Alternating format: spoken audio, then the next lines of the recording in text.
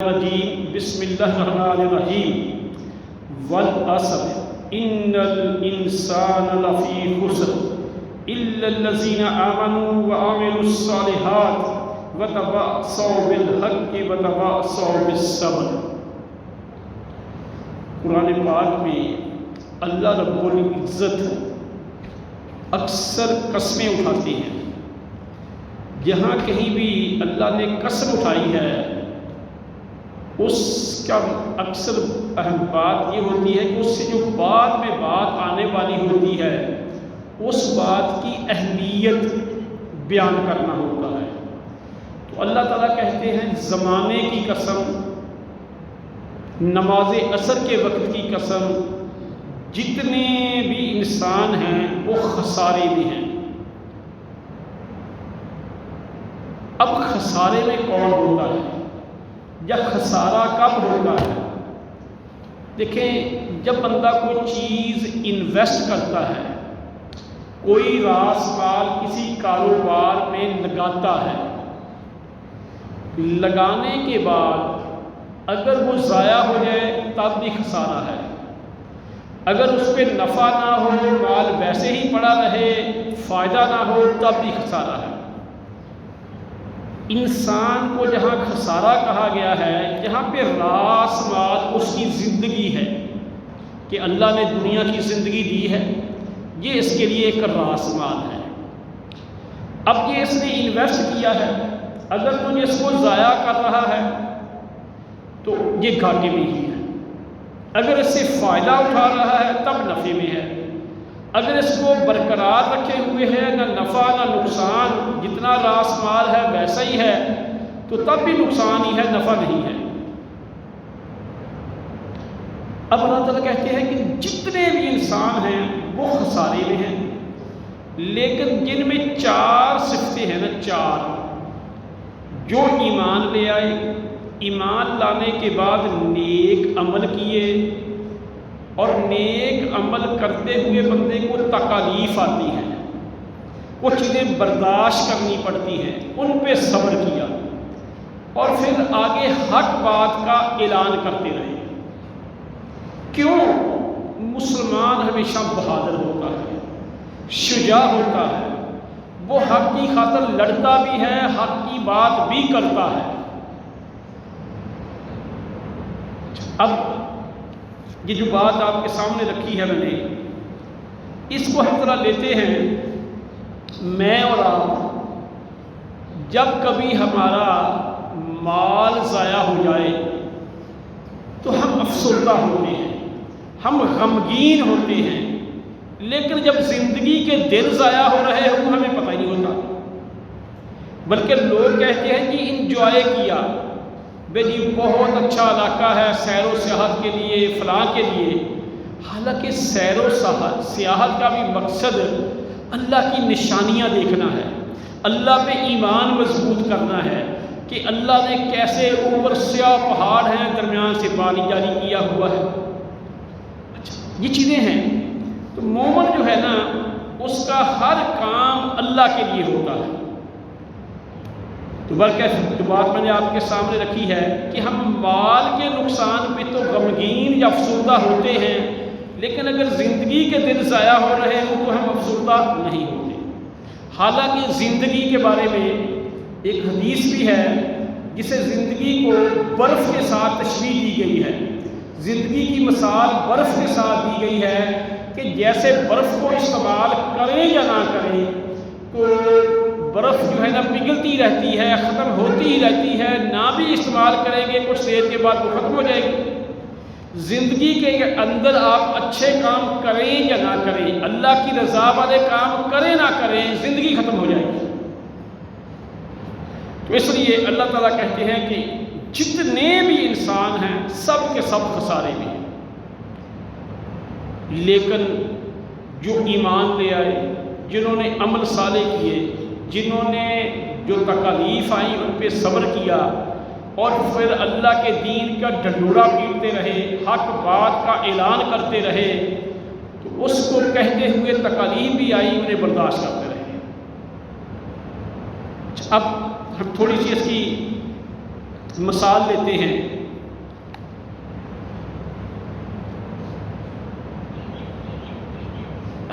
حق بات یا ایمان سے متعلقہ ہی اگر ہم اپنے اسلاف کو دیکھیں، ابن تیمیہ رحمۃ اللہ علیہ کی عمر 63 سال ہوئی تھی۔ کتنی تھی؟ 63 سال۔ امام بخاری اور امام مسلم کے بارے میں بھی اکثر مورخین لکھتے ہیں ان کی عمر بھی 63 سال تھی۔ خود رسول اللہ صلی اللہ علیہ وسلم کی عمر بھی 63 سال تھی۔ ابو بکر صدیق، حضرت عمر اور حضرت عثمان کی عمر بھی غالباً 63 سال تھی۔ اکثر کی یہ عمر تقریباً اس کے راؤنڈ اباؤٹ تھی، لیکن اگر ان کی زندگی کا مطالعہ کیا جائے، ان کے شب و روز کو دیکھا جائے تو انہوں نے کتنا کام کیا ہے۔ امام ابن تیمیہ رحمۃ اللہ علیہ نے جو زندگی کے دن اللہ نے انہیں دیے، انہیں کیسے انویسٹ کیا۔ کہتے ہیں کہ اگر ان کی زندگی کے دنوں کو تقسیم کیا جائے، صرف انہوں نے جو تحریریں لکھی ہیں، ورنہ انہوں نے جہاد بھی کیا، جہاد کے اندر قیادت بھی کی، مناظرے بھی کیے اور کام بھی کیے، ان کی جو تحریریں ہیں تو دن میں 70 صفحے بنتے ہیں۔ جیل کے اندر نہ ان کے پاس کمپیوٹر تھا، نہ قلم تھا، نہ کاپیاں تھیں، کوئلے سے دیواروں پہ لکھتے رہے۔ بعین ہی ہمارے دیگر ائمہ کرام کو دیکھ لیں۔ لیکن چلو یہ تو پرانے زمانے کی باتیں ہیں۔ علامہ ناصر الدین البانی رحمۃ اللہ علیہ اردن کے اندر تھے، ابھی تھوڑا عرصہ پہلے فوت ہوئے ہیں، 83 سال ان کی تقریباً عمر ہوئی ہے۔ بہت بڑا کام کر گئے، بہت بڑا۔ حدیث کے اندر لوگ کہتے تھے پہلے زمانے کے لوگوں نے کیسے کر لیا، انہوں نے آج کر کے دکھا دیا۔ اب ان کی لائبریری میں انہیں ایک جگہ سے دوسری جگہ جانے میں کے لیے تھوڑا سا گھوم کے جانا پڑتا تھا۔ انہوں نے کیلکولیٹ کیا کہ میں دن میں اتنی مرتبہ جاتا ہوں اور زندگی میں تقریباً اتنی مرتبہ جاؤں گا، میرا اتنا وقت ضائع ہوگا۔ انہوں نے اس کونے کو ختم کرایا، یعنی جہاں تک وہ اپنی زندگی کا یا وقت کا حساب لگاتے تھے، اور ہم جو ہے نا وقت ضائع کر کے خوش ہوتے ہیں۔ ایسے ہی امام الانبیاء حضرت محمد رسول اللہ صلی اللہ علیہ وسلم، آپ کہیں گے جی ان کا تو کہنا ہی کیا ہے، ان کی تو مثال ہی کیا ہے، لیکن ان کی شب و روز کو دیکھ لیں، پھر جو ہمارے جو دیگر اسلاف ہیں ان کے شب و روز کو دیکھ لیں۔ لیکن آج میں اور اچھا بات کہتا یہ کل کروں گا، یہ جو ہے نا سب سے بڑی رکاوٹ ہماری زندگی میں کل والی ہے، کل کبھی نہیں آتی۔ کہنا کیا چاہیے کہ بس آج اور ابھی، آج اور ابھی۔ اور اس کی ہم نے بڑی مثالیں دیکھی ہیں، بڑی، آج اور ابھی ہم نے کرنا ہے، اور اللہ تعالیٰ مدد فرماتے ہیں۔ مثلا اسی مسجد کی مثال ہے، جب یہ پلاٹ خریدنے لگے تو میں اپنے چند دوستوں کے پاس گیا مشورے کے لیے کہ یہ کرنے لگا ہوں۔ مشرف کا دور تھا تو سب نے یہی کہا کہ کاروباری حالات ٹھیک نہیں، آپ ٹھہر جائیں۔ اچھا مجھے تنخواہ بھی نہیں تھی تو 53,000 غالباً میری جیب میں تھا۔ میں جہاں پہ آیا تو جس بندے کے ذریعے بات ہوئی تو اس نے کہا یہ 2 ماہ سے میں زیادہ ٹائم نہیں دوں گا، 3 ماہ بھی نہیں دوں گا۔ تو میں نے اسے ٹوکر پیانہ دیا، میں نے کہا اللہ کے حوالے چلتے ہیں۔ اب بات یہ ہے کہ جب دے دیا، بھاگ دوڑ کی، یہ کام ہو گیا۔ اچھا جی آج کرتے ہیں، کل کرتے ہیں، اچھا ہو جائے گا، فلاں سے مشورہ کر لیں، فلاں کو کام کبھی ہوتا ہی نہیں، کبھی کام وہ بہت پیچھے پڑ جاتا ہے۔ ابھی دوسری مسجد جہاں میں 2 جمعے پڑھاتا ہوں، طلحہ مسجد ہے ذیشان روڈ پہ، تو اس کا کام شروع میں کرایا الحمدللہ، تو بڑی تیزی سے اس کا انفراسٹرکچر بن گیا۔ اس کے بعد 1-2 دوست کو کہتے ہیں ایسے کرنا ایسے کرنا، میں نے کہا جی چلو جی آپ کے حوالے آپ کریں۔ تو وہ کافی عرصے سے 1 سال میں صرف 1 مینار بنا ہے، باقی کام ہے۔ وہ جی اچھا آج نہیں، وہ جی آج دیکھنے جانا ہے سامان، آج ٹائل پسند کرنے جانا ہے، آج فلاں بندے کو کام پڑ گیا ہے، آج وہ نہیں، اچھا آج کل چلے جائیں گے، آج ہی بس نا وہ چھوٹا سا کام ہو گیا ہے۔ یعنی ٹائل کو پسند کرنے میں کئی ہفتے لگ جاتے ہیں۔ یہ جو ہے نا ایسے لوگ کام نہیں کر سکتے جو کہتے ہیں کل کریں گے. اور ویسے بھی میرے بھائی بندے کی زندگی اتنی ناپائد ہے. میں 1986 میں میری پوسٹنگ ہوئی 29 دسمبر، پہلی اس پوسٹنگ کھوڑیا والا سے آگے ایک گاؤں ہے بامنی والا، وہاں ایک ہائی اسکول میں. تو میں 70 ہونڈا ہوتا تھا اس پہ نا وہاں جاتا تھا. ہمارا گاؤں 208 ہے، وہاں کی کبڈی کی پلیئر ٹیم بڑی اعلیٰ ہوتی تھی. تو ایک کبڈی کے پلیئر تھے، پکے 5 وقت کے نمازی تھے. ان کو پتہ نہیں کیا ہوا، نماز چھوڑ گئے.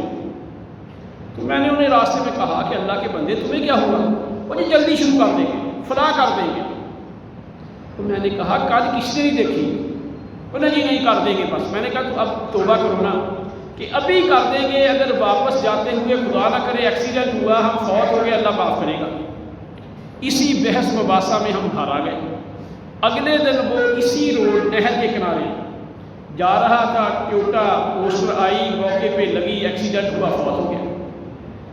تو اس لیے میرے بھائی نیکی کے معاملے میں نا جی ابھی کر لیں گے، کل کر لیں گے، یہ نہیں.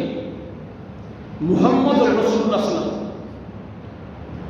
عصر کی نماز پڑھائی. نماز کے بعد آپ معاذ اللہ ذکر اذکار کرتے تھے. یہ جو لکھے ہیں صبح شام کے فرض نمازوں کے بعد کے اذکار، یہ دائیں بائیں، یہ آپ ہمیشہ بیٹھ کے پڑھتے تھے اور ان کا بہت عظیم اجر ہے. اس کی کبھی پھر فضیلت بیان کریں گے. لیکن آپ نے سلام پھیرتے ہی ان کو چھوڑا، فوراً گھر چلے گئے. تو صحابہ بڑے حیران ہوئے کہ آپ کو کیا ہوا، رکین کے ہٹ کے آپ نے کام کیوں کیا؟ تھوڑی دیر کے بعد آپ واپس آ گئے. واپس آنے کے بعد کہا کہ تم شاید پریشان ہو کہ میں کیوں اٹھ کے گیا ہوں اور جلدی واپس کیوں آ گیا ہوں. میرے پاس سونا کہیں سے گفٹ آیا تھا، میں نے سوچا کہ غریبوں میں تقسیم کر دوں. تو میں نے سوچا کہ کہیں یہ اب دیکھو ذکر گزار کتنی دیر لگنی تھی.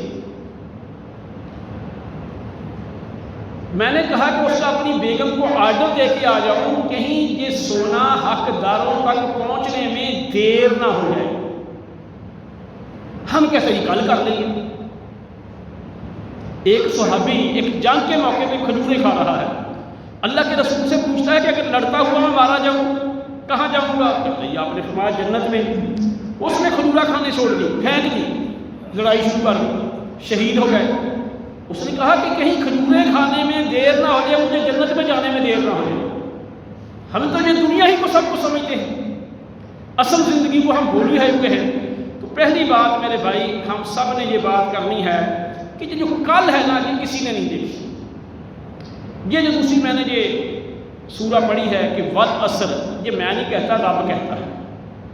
زمانے کی قسم، نماز عصر کے وقت کی قسم، ان الانسان لفی خسر، جتنے بھی انسان ہیں وہ خسارے میں ہیں. لو میں آج کے جمعے کے لحاظ سے اس کو تھوڑا سا ایکسپلین کرتا ہوں. جمعے والے دن کی بڑی ہی اہمیت ہے، بڑی ہی فضیلت ہے. آج میں نے اور آپ نے اپنا لاس کتنا کیا. ایک تو ہم نے وضو والی جگہ پہ حدیث لکھ کے لگائی ہے کہ جو بندہ جمعے والے دن غسل کرے، گھر والوں کو کرائے، اپنے غیر ضروری بال اتارے، ناخن اتارے، مسواک کرے، خوشبو لگائے، مسجد کو آئے، تو ہر قدم کے بدلے میں اس کو 1 سال کے روزوں کا ثواب. کتنا؟ 1 سال کے روزوں کا ثواب اور 1 سال کے قیام کا ثواب. ہم رمضان میں چند دن قیام کرتے ہیں، وہ پہلے عشرے کے بعد سارے تراویحاں پڑھنے والے بھاگ جاتے ہیں. بتاؤ آپ میں سے کتنے لوگوں نے یہ نقصان کیا، کتنوں نے اسے فائدہ اٹھایا؟ سوچیں ذرا. ان الانسان لفی خسر، کہ زندگی آپ کی انویسٹمنٹ ہے، یہ آپ کا راس مال ہے. اس کا یہ 1 دن چلا گیا، آپ نے اس دن میں کتنا نقصان کیا، یہ سوچیں ذرا. چلو اگلی بات پہ آ جائیں. محمد رسول صلی اللہ علیہ وسلم نے فرمایا کہ جو جمعے والے دن مسجد میں پہلے آ جائے خطبہ شروع ہونے سے، جو سب سے پہلے آتا ہے اس کو اونٹ کی قربانی کا اجر، اونٹ کی قربانی کا اجر. اب اونٹ کتنے کا آتا ہے؟ کتنی دیر لگتی ہے قربانی کرنے میں، کتنی محنت کرنا پڑتی ہے، کتنی نیکیاں ہیں. یعنی قربانی کے جانور کے جسم پہ جتنے بال ہوں اتنی نیکیاں ہوتی ہیں. اونٹ کے جسم پہ کتنے بال ہوتے ہیں گن لیں گے آپ؟ اچھا، آپ نے آج لیٹ آ کے یہ نقصان کیا ہے یا نہیں کیا؟ سوچیں ذرا.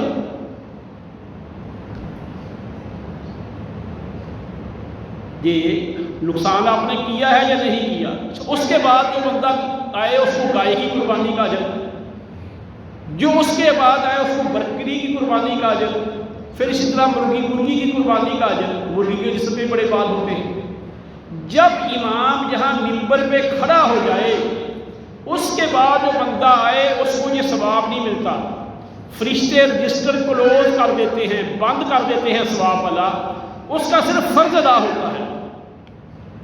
تو کیا یہ اللہ تعالیٰ صحیح کہتے ہیں؟ والعصر، رب نے قسم اٹھائی ہے، مولوی نے نہیں اٹھائی. ان الانسان لفی خسر، کہ سارے کے سارے لوگ خسارے میں ہیں.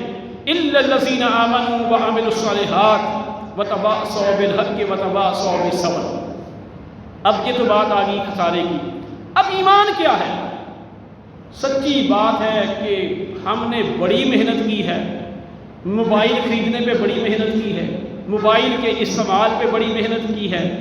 چھوٹے موٹے نائی سے بال نہیں کٹواتے، چھوٹے موٹے نائی سے بال نہیں کٹواتے. یہ فلاں ہو جائے گا. اب آپ کہیں گے میں نے بہت دفعہ یہ بوٹی مشین آ کے کھولی، کئی دفعہ ٹائم نہیں ہوتا، وقت ضائع ہوگا، بال چلا دیے. مجھے تو کبھی نہیں کسی نے کہا کہ یہ آپ بدصورت لگتے ہیں.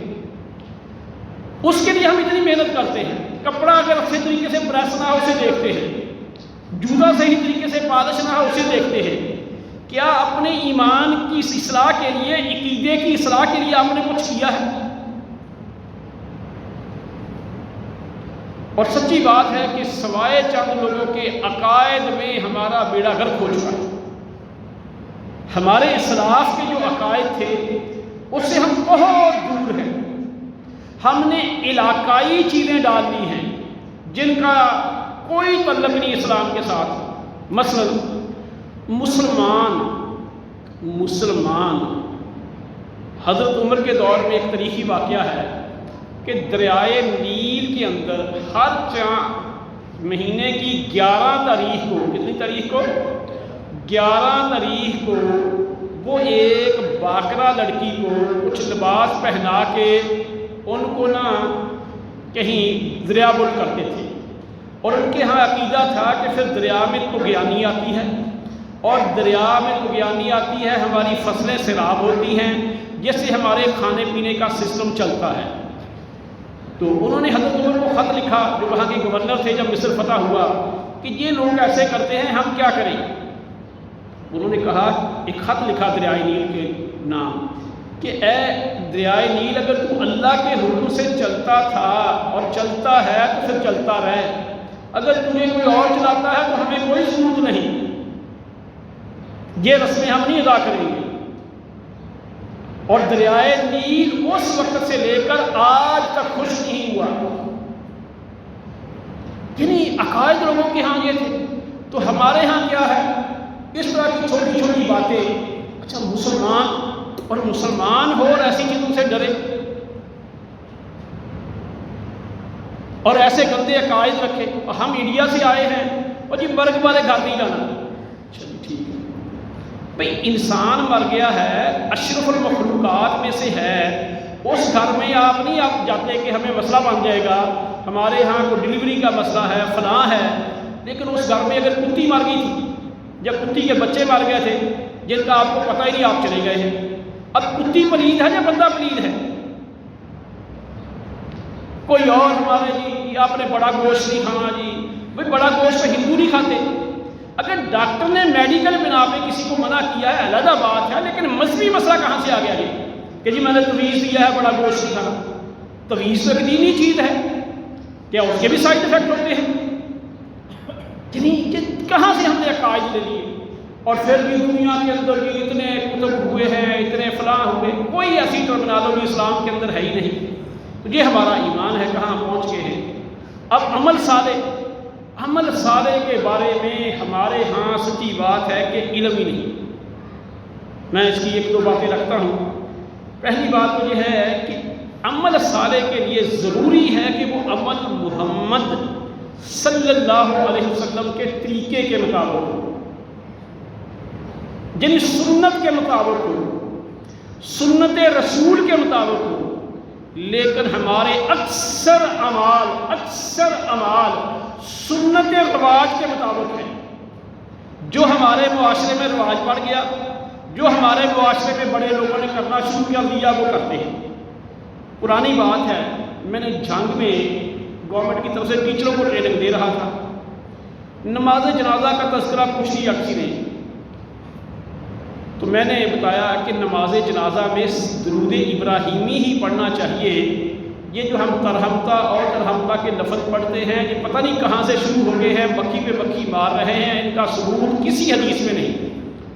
وہ کہتے جی چل تو کل کا بچہ مولانا فضل الرحمان نے جہاں جنگ میں جنازہ پڑھایا انہوں نے بھی یہی پڑھا تھا، انہوں نے بھی یہی بتایا تھا۔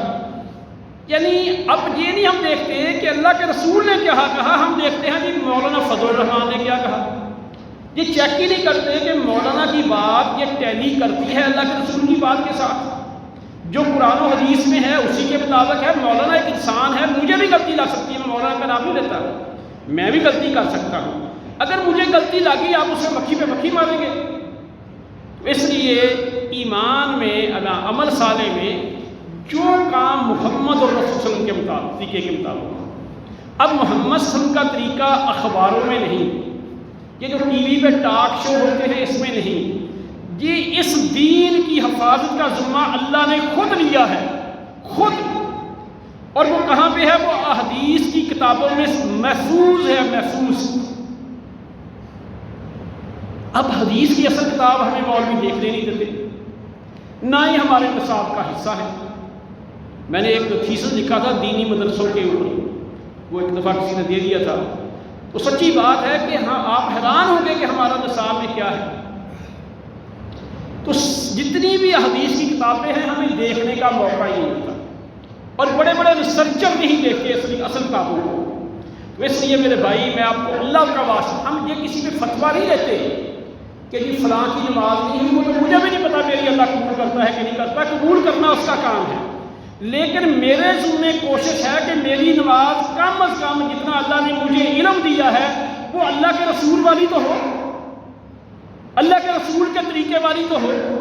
تو میرے بھائی میں ممبر رسول پہ کھڑا ہوں، اللہ کے گھر میں کھڑا ہوں، واللہ آپ کم از کم اردو ترجمے ہو چکے ہیں، آپ دیوبندیوں کے مدرسے سے حدیث کی اصل کتاب صحیح بخاری صحیح مسلم ترجمے والی لے لیں، آپ بریلویوں کے مدرسے سے لے لیں، آپ اہل حدیثوں کے مدرسے سے لے لیں، خدا را میں اللہ کا واسطہ دے کے کہتا ہوں اس کو اپنی نماز کو بہتر کریں۔